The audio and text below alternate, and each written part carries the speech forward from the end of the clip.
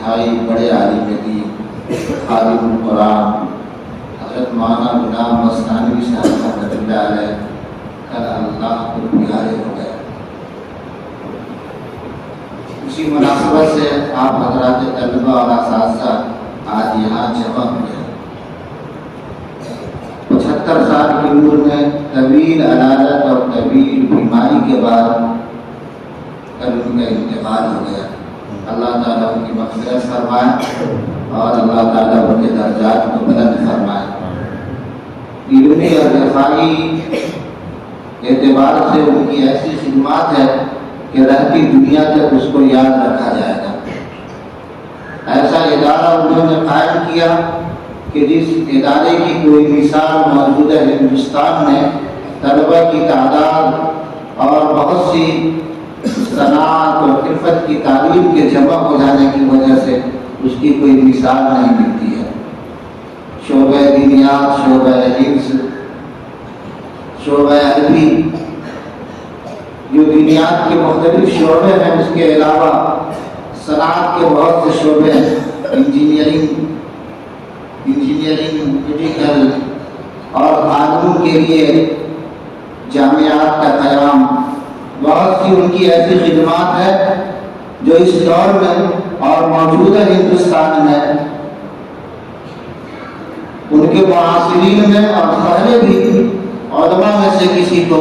ایسی توفیق نہیں ملی ہے جو سعادت و توفیق اللہ تعالیٰ کی طرف سے حضرت مولانا محمد غلام مستانوی صاحب رحمۃ اللہ علیہ کو اللہ تعالیٰ کی طرف سے جو توفیق میسر ہوئی ہے وہ بہتوں کے حصے میں نہیں آئی ہے۔ ان کا جو خاص مشغلہ تھا وہ قرآن کریم کا اوڑھنا بچھونا بنا لینا تھا، جو حضرت مولانا شاہ ہدوری علیہ الرحمہ کی فکر کا حصہ تھا اور حضرت ہدوری علیہ الرحمہ کی تحریک کا حصہ تھا۔ حضرت مولانا غلام محمد صاحب مستانوی رحمۃ اللہ علیہ نے حضرت ہدوری کی فکر کو اپنی فکر کا حصہ بنایا اور ہندوستان کی جامعات، مکاتب، مدارس میں صحت و تجوید کے ساتھ قرآن کریم کی تعلیم ہو اور اس طرح علماء، قراء اور طلبہ متوجہ ہوں، اس کے لیے انہوں نے مسابقۃ القرآن کریم کا انعقاد کیا اور پورے ملک میں اور ملک کے چپے چپے میں مسابقات کا انہوں نے نظم کیا، جس کی وجہ سے طلبہ میں مسابقاتی مزاج بھی پیدا ہوا اور صحت و تجوید کے ساتھ قرآن کریم کی تلاوت کا اور قرآن کریم کے پڑھنے پڑھانے کا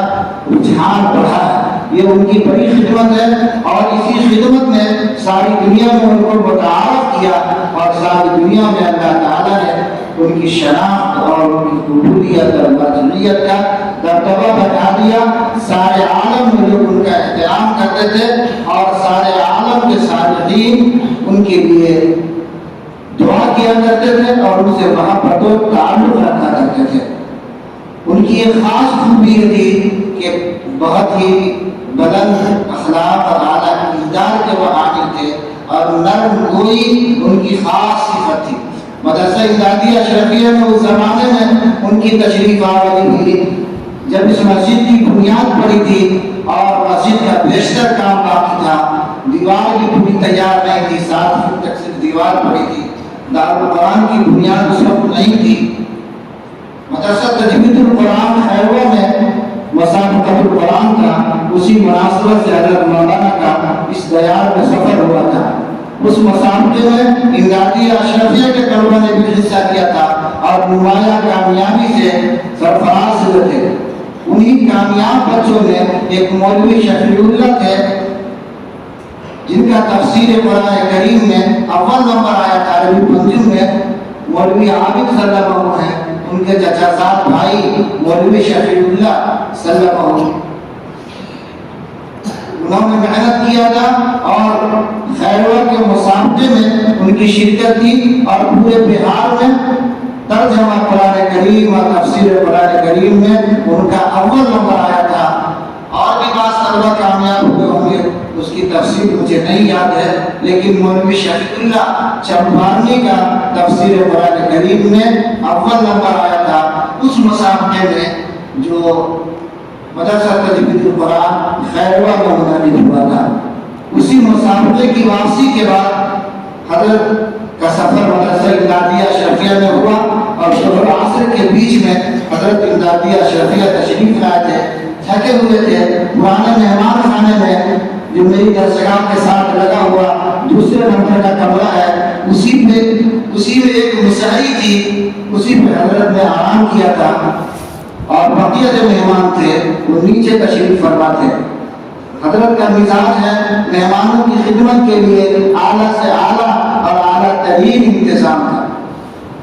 اس وقت بریانی بنائی گئی تھی، حضرت کے لیے بریانی بالکل نئی چیز تھی۔ حضرت مساری پہ تشریف فرما تھے، ہم خدام خدمت میں لگے تھے اور حضرت کو شکر کا مرض بھی تھا تو ان کی طرف بریانی کا پیالہ نہیں بڑھایا گیا۔ حضرت نے فرمایا کہ یہ کیا ہے، پھر ان کو پیش کیا گیا، ایک پیالہ حضرت نے بریانی تناول فرمایا اور غالباً دوسرا پیالہ بھی حضرت کو پیش کیا گیا۔ عصر کا وقت ہو گیا، عصر کی نماز سامنے جو ابھی دارالاہتمام ہے، اسی دارالاہتمام کے سامنے ایک خبرپوش عمارت تھی جہاں نماز بھی ہوا کرتی تھی اور حفظ کی تعلیم بھی ہوتی تھی۔ اسی میں حضرت کا چند منٹ کے لیے بیان ہوا۔ اس میں حضرت کے بیان جو خاص بیان تھا وہ یہ تھا کہ طلبہ جہاں اپنے وقت کو مطالعے کے لیے، تمرین کے لیے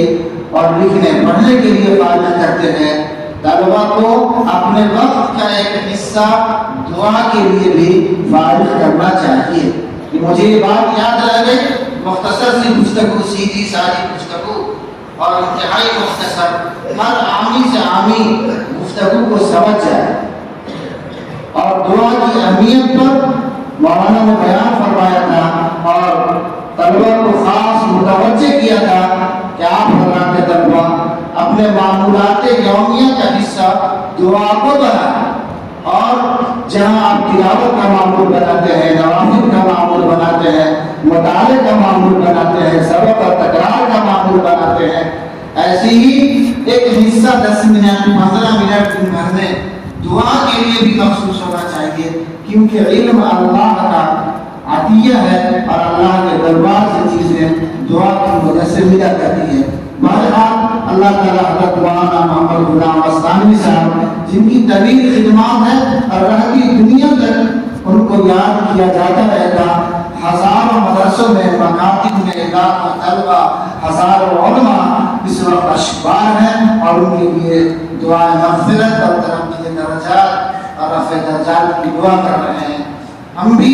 اس کا حصہ بننا چاہتے ہیں تاکہ اللہ تبارک و تعالیٰ ایسے صالح اور نیک بندے کی خدمت میں ایصال ثواب اور